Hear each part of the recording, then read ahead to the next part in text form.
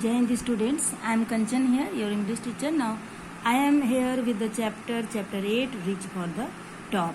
So, you will read about Santosh Yadav, the only daughter of after 5 sons, and she is the only woman mountaineer who has been able to climb Mount Everest twice. She has been able to save one mountaineer also, and she is an environmentalist, and also she has collected and brought down 500 kilograms of garbage from the Himalayas. So in second part we will read about Maria Sharapova, who attained the number 1 position in women's tennis, when she was hardly 18 years old girl. So here think while make a list of their 5 persons you idealize or admire very much, right? Here about the personalities you like, you admire. Now the only woman in the world who has scaled Mount Everest twice was born in a society where the birth of a son was regarded as blessing, and a daughter, though not considered a curse, was not generally welcome. Means girls' birth was not welcomed. It was not means they were not happy at that time. When her mother was expecting Santosh, a traveling holy man, right? So giving her his blessing, assumed that she wanted a son.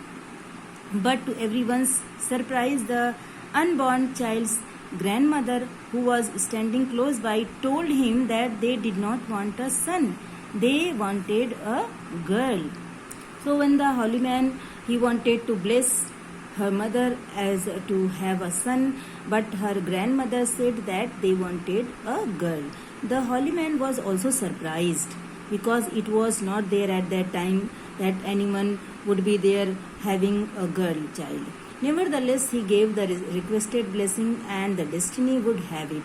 Means they got a girl as blessing, and Santosh was born the 6th child in a family with 5 sons, a sister, 2 5 brothers. She was born in a small village of Joniavas of Reveri district in Haryana. So girl was given the name Santosh, which means contentment, means satisfied. But Santosh was not always content with her place in traditional way of life. She began living life on her own terms from the start, where other girls wore traditional Indian dresses. Santosh preferred shorts.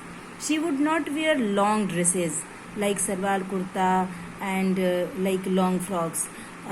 She would wear shorts.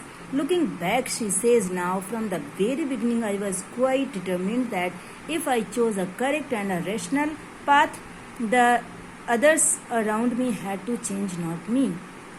Now, Santosh's parents were affluent landowners, means they were rich enough, and they could afford to send their children to the best schools, even to the country's capital, New Delhi, but which was quite close by. But in line with the prevailing custom in the family, that girls were not sent to get education, as they were given opportunity to study in the local village school. So she decided to fight the system with her own quiet way when the right moment arrived. And the right moment came when she turned 16. At 16, most of the girls in her village used to get married. It was their custom that when they were about 15, 16 years old, they were got married.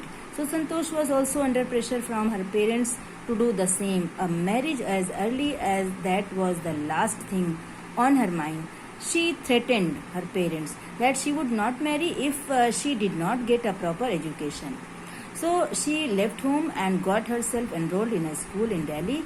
When her parents refused to pay for her education, she politely informed them of her plans to earn money by working part-time to pay her school fees.